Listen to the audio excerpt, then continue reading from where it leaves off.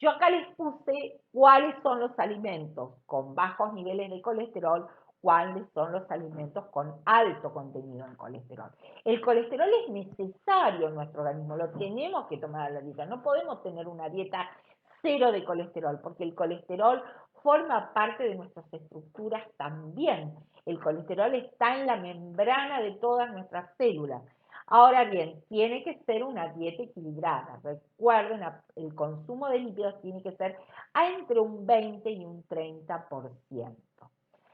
Ahora bien, si la persona tiene trastornos en el metabolismo de los lípidos, ya no estamos hablando de lo fisiológico, sino que acá va un componente patológico y muchas veces puede ser genético. Ustedes pueden ver personas delgadas y sin embargo, cuando le medimos tanto el colesterol como los triglicéridos, lo vemos aumentado. ¿Por qué? Porque tienen marcas genéticas que hacen que tengan trastornos en el metabolismo de los lípidos. Estas personas obviamente necesitan dietas bajas de colesterol, porque tienden a producir colesterol en el interior de su organismo. Tal es así que muchas veces, a pesar de ser muy estrictos con las dietas, estas personas no logran tener valores normales de colesterol.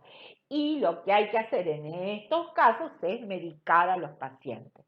No sé si ustedes alguna vez han escuchado, ahí tenemos un grupo de fármacos, las famosas estatinas, que lo que hacen es la reducción del colesterol. Entonces, cuando uno tiene trastornos de colesterol y no los puede controlar con la dieta o digamos, con dietas bajas en colesterol o con algunas sustancias que son saludables, que sabemos, como las leches bajas en colesterol o adicionadas con ciertos componentes que ayudan a la baja del colesterol, finalmente estos pacientes tienen que sí o sí ser medicados.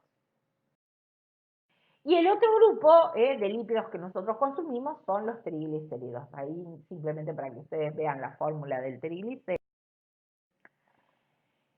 Los triglicéridos también, básicamente, cuando nosotros ingerimos una dieta rica en grasas y ricas en carbohidratos, que tienen muchas calorías, como en realidad nosotros podemos depositar muchos de los hidratos de carbono o parte de los hidratos de carbono como glucógeno, si es una dieta con un aporte muy rico en hidratos de carbono y en lípidos, obviamente lo vamos a transformar en lípidos. Nuestro organismo, todo lo que tenemos en exceso de nuestras macromoléculas las llevamos a lípidos. Eso que va a provocar, obviamente, el sobrepeso. Siempre tener en cuenta que además acá influyen, por un lado, el tabaquismo, y por otro lado también el sedentarismo. Por lo tanto, siempre es importante que ir combinado con el ejercicio físico. El ejercicio físico, aunque uno esté en un peso saludable, siempre es fundamental llevarlo a cabo en la vida, porque es salud el ejercicio físico. Bueno, y acá está el problema que yo les decía de los triglicéridos, de los lípidos en general. La formación de las famosas placas de ateroma. Ahí ustedes ven un vaso sanguíneo que va pasando a medida que la grasa se va depositando en nuestros vasos, cada vez la luz del vaso se va haciendo más pequeñita. Cuando esto se tapa totalmente por la grasa, por este vaso deja de circular sangre, y ustedes recuerden este concepto importantísimo, es que célula a la cual no le llega sangre, no le llega oxígeno, se muere, se muere. Todas nuestras células necesitan el aporte de oxígeno. Entonces, si un vaso sanguíneo se tapa, eso va a hacer destrucción de tejido, y si esto ocurre en vasos sanguíneos cercanos al corazón, puede llevar al paro cardíaco y a la muerte.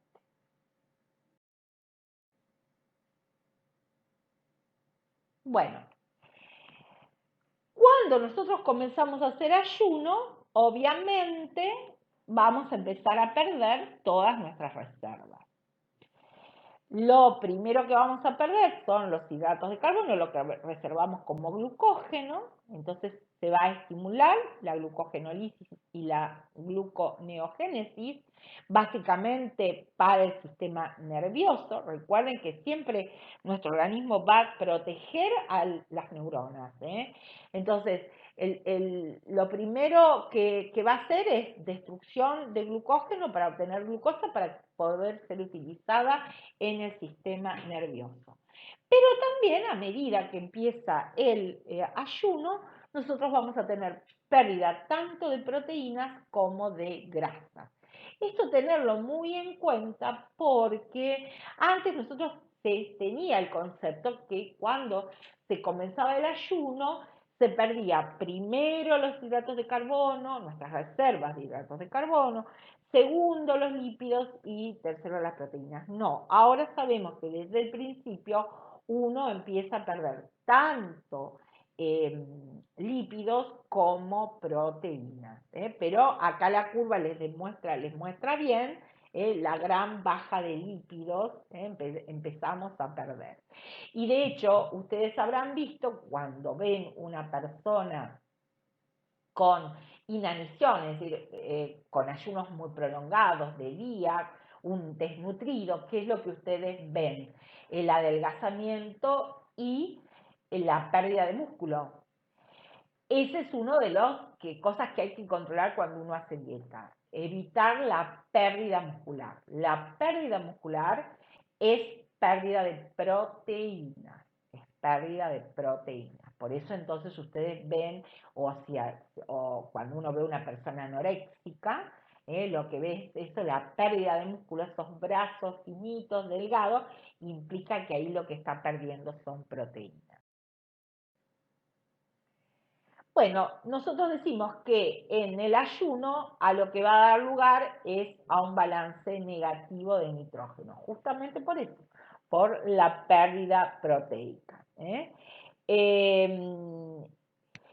Entonces, nuevamente, cuando nosotros hacemos ayuno, primero vamos a degradar las reservas de glucógeno para obtener energía y para sintetizar glucosa. Después entonces empezamos a degradar tanto los lípidos como las proteínas.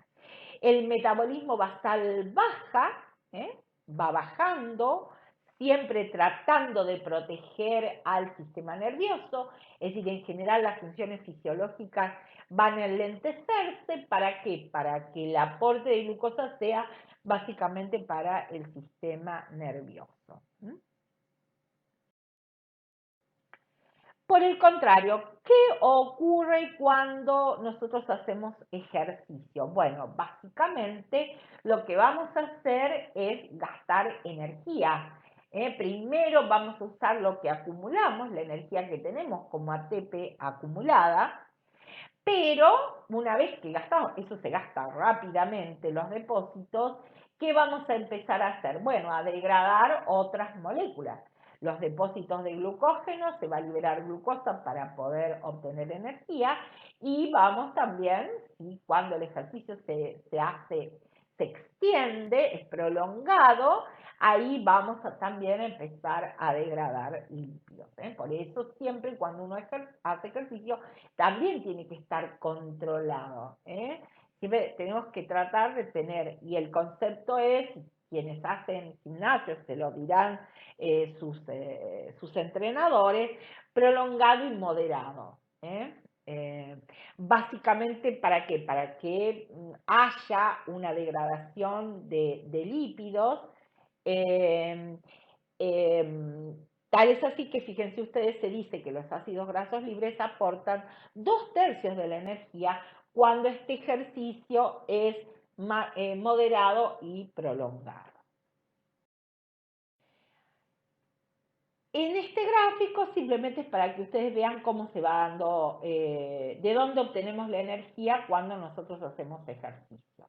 Primero las moléculas que ya están formadas, gastamos el ATP, después aparece la glucólisis anaeróbica, degradación de glucógeno y utilización de glucosa, y después entonces sí empezamos a utilizar músculo, el glucógeno del músculo, el glucógeno del hígado, la glucosa del plasma, ahí les muestra cómo se va dando todo el proceso, y los ácidos grasos, la degradación de los tejidos.